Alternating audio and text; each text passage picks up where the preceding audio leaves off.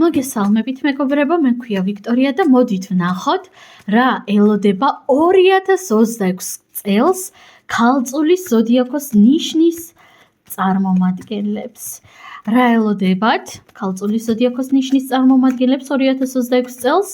პირველ რიგში წამყვანი არკანი მათთვის 2026 წელს, ფინანსების არკანი და სასიყვარულო ურთიერთობების არკანი. წამყვანი არკანი გახლავთ კვერთხების 7-იანი ძვირფასო ქალწულებო, თქვენ გინდათ არ გინდათ 2026 წელს მოგიწევთ რომ ისწავლოთ საკუთარი ადგილისთვის ბრძოლა და იცით რას გულისხმობ საკუთარი ადგილისთვის ბრძოლაში.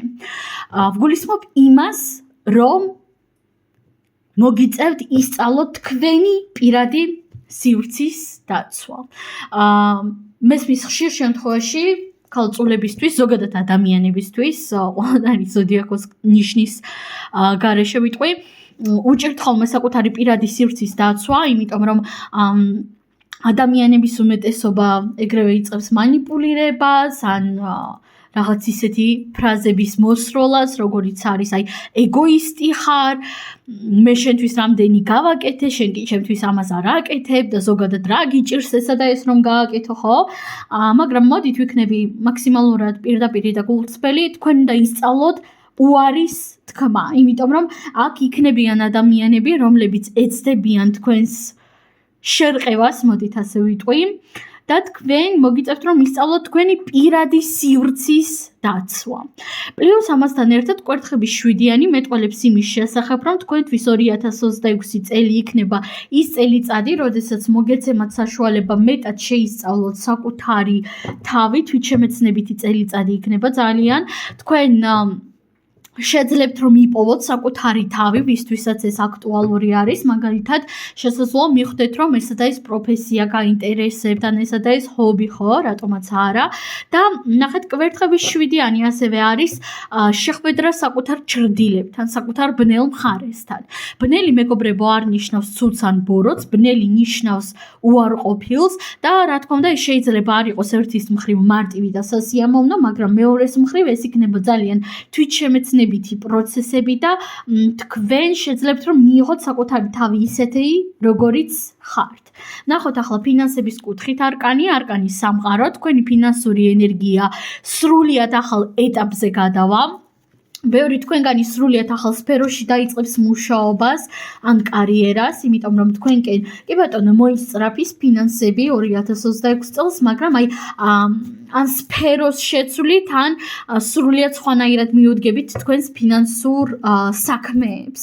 იმიტომ რომ აქ მოდის სრულიად ახალი ფინანსური ენერგია, ახალი ფინანსური შესწავლა, მსოფლმხედველობის გაფართოება ფინანსური თვალსაზრისით, ახალი პროფესია, ახალი ინტერესები, სრულიად ახალი ფინანსური მდგომარეობა, სასიყვარულო ასპექტით პენტაკლების რაინდი.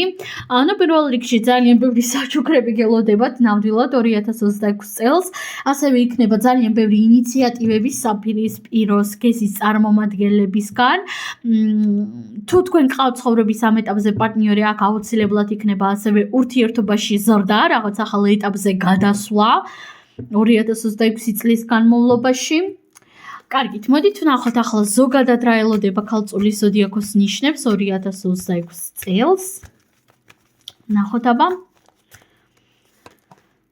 კვერთხების 10-იანი რაღაც ნეგატიური ეტაპი დასრულდება თქვენს რეალობაში, არკანი ვარსკვლავი და არკანი ჩამოკიდებული კაცი. მეგობრებო, ძალიან აი რაღაც გადაღლილობა იგრძნობა.